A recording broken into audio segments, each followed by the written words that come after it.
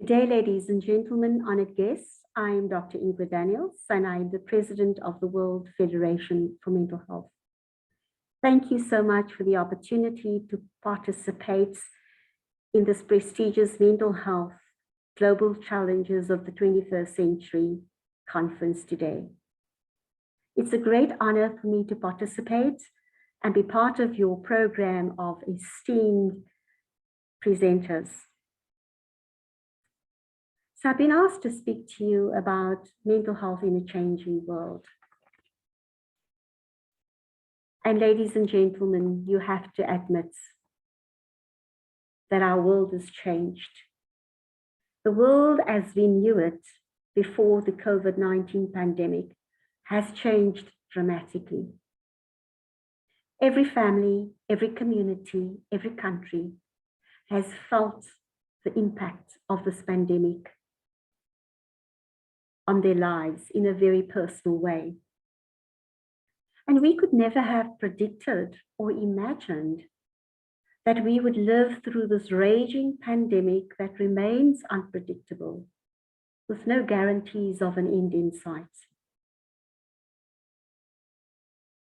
So our changed reality has necessitated new ways of living, new ways of adapting, in our personal lives, but also as mental health professionals, in order to navigate the multiple changes and the consequences that this pandemic has brought. But I want us to stop for a moment and reflect and remind ourselves of what the mental health landscape looked like before the pandemic. So the number of people prior to the pandemic living with common mental disorders such as depression and anxiety increased by nearly 50%, from 416 million to 615 million. These were the findings of the World Health Organization in 2016. At the same time, close to 1 billion people lived with a mental disorder. This is a very familiar statistic, that one person in every 4 will be affected by a mental disorder at some stage of their lives. We also know that mental, neurological, and substance use disorders exact a high toll on health outcomes, accounting for 13% of the total global burden of disease. Again, I draw your attention to the fact that this was the landscape prior to the COVID-19 pandemic. A very dire situation already. And then comes the pandemic. And the pandemic has had an unprecedented and rampant impact on societies across the world, leaving health, social, and mental health devastation in its tracks. Everyone has been affected in some way or the other. There's no longer them in us. Everyone has been affected. And so this profound experience that we've all lived through over the past 18 months has left us all challenged in some way or the other. The COVID-19 pandemic and the crisis has heightened risk factors associated and generally associated with poor mental health, such as financial insecurity. We know that unemployment increased, and these figures are staggering as it impacted on the livelihoods of many families. We saw unemployment increase. We saw these job losses. Fear and anxiety was the order of the day. While protective factors such as our ability to connect, to socialize with family and friends, employment, educational engagements, access to physical exercise, and just the everyday routine aspects of our lives, these fell dramatically. So risk factors increase and protective factors falling. A very concerning situation. The World Health Organization found that in the first few weeks of the pandemic, as we were all trying to understand what was happening to ourselves, but also to the world of mental health and the services that we provided at the time, the COVID-19 pandemic, they found disrupted and halted critical mental health services in 93% of countries worldwide, while treatment for mental health is increasing and continues to increase as we speak. Sackett et al. In 2020 found that in patients with no previous psychiatric history, a diagnosis of COVID-19 was associated with increased incidence of the first psychiatric diagnosis. They found that 1 in 5 COVID-19 patients were diagnosed with a psychiatric disorder, such as anxiety and depression, within 3 months of testing positive. The landscape is pretty bleak at the moment when we look at the impact on mental health. So the COVID-19 lockdown measures during the various waves came at a very heavy social and economic cost to many countries. But its impact was specifically evident in under-resourced and poverty-stricken communities, where those very concerning social determinants and multiple social determinants of mental health were exposed: increase in poverty, increase in gender-based violence, food insecurity increasing dramatically. And it was evident across the world where these pre-existing and structural systemic inequalities in mental health provision were already evident. So it exposed it, but it also increased these social determinants as a result of the social and economic costs and consequences of the pandemic. And so when you look at the world as we knew it, which was already quite dire, in terms of the number of people needing mental health intervention, and we know with very low access to mental health care, then comes the pandemic. And not only does it have its mental health consequences, it becomes a mental health emergency. It becomes a mental health pandemic. And the factors that exacerbate that is the fallout actually of the virus itself, but also those social consequences. So this has increased the prevalence as well as the dire need for access to care.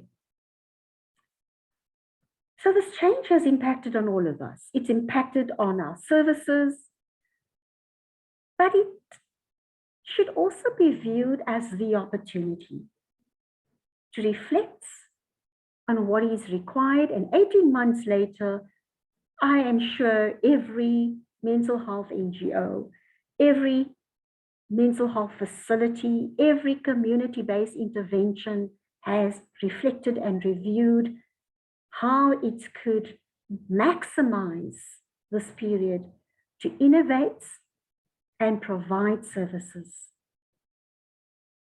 to those with pre-existing as well as people who are now challenged with a mental health condition. It's not about survival. It's about using this as the opportunity to design and innovate and provide transformative interventions.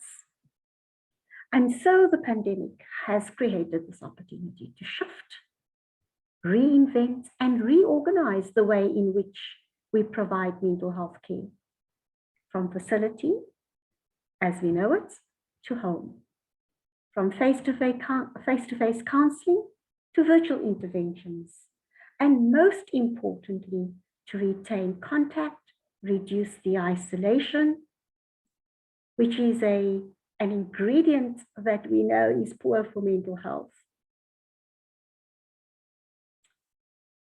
To change the way we've operated from this face-to-face counseling to virtual interventions, and most importantly, to retain the contact, reduce the isolation, continue virtual interactions with mental health care users, and all who require support and mental health support, so that we can ensure prevention on the one hand, protection, and continue treatment.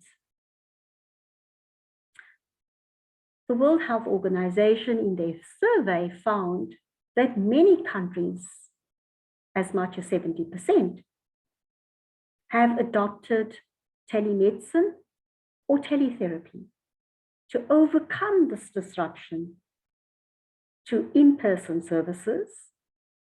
But they also found that there were significant disparities in the uptake of these interventions. But more than 80% of high-income countries reported deploying telemedicine and teletherapy, and I'm sure many of you have done that to bridge this gap, to find a new and creative way and opportunity to ensure that our mental health service users were receiving support. We're having access to medication, having access to psychosocial interventions.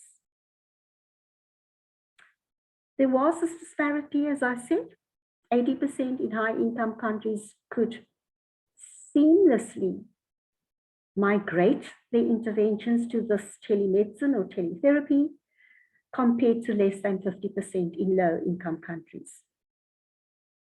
But it was Hollis who, as early as 2015, before the COVID-19 pandemic, noted that digital technology has the potential to transform mental health care by connecting patient services, health data in new ways. And we've seen this happen.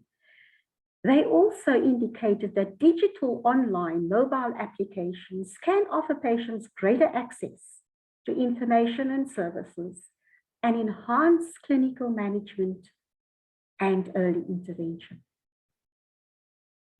So to facilitate interventions during a health emergency and a mental health emergency for all who need mental health support and care. We also saw over the past 18 months that resilient mental health NGOs or services that were able to quickly reinvent and reorganize themselves and redesign programs were able to better respond to the mental health needs of their mental health users. They provided safety nets virtually, remotely. They were a phone call away to anyone who had a mental health emergency during this time. But most of all, for people to feel connected, to know that they had a mental health professional who could assist in a crisis. And this had a significant impact in reducing the anxiety, including the isolation that many people with mental disorders were facing.